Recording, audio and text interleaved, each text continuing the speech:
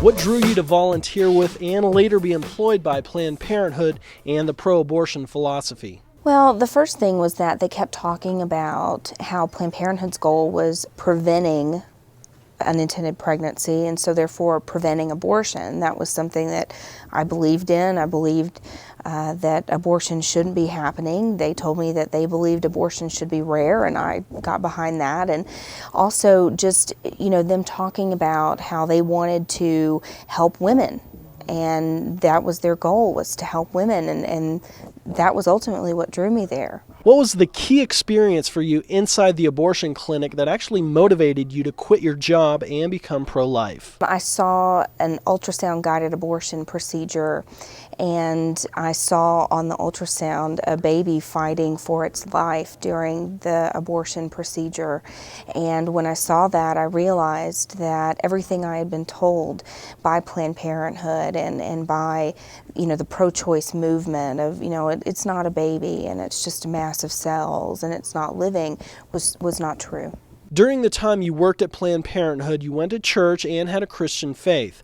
How did you reconcile your abortion industry job with your Christian faith? Well, it was a struggle. It was a struggle for me to be a Christian and to work at Planned Parenthood, but I was able to reconcile it by telling myself that I was doing God's work by helping these women, and that this is what God wanted me to do because I was helping them, and I was basically helping them so that they wouldn't have to go to these places that were unsafe.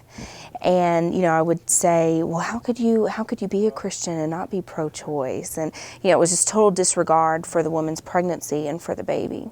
Looking back, what's your biggest regret in your time with Planned Parenthood?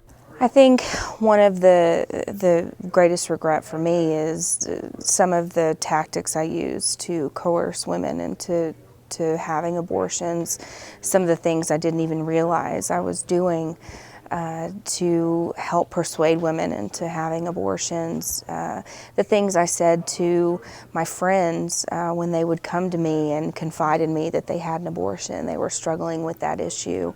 I would just blow them off and tell them that they were going to be fine. And I didn't want to recognize that women did struggle after having an abortion and that those feelings they were having were real.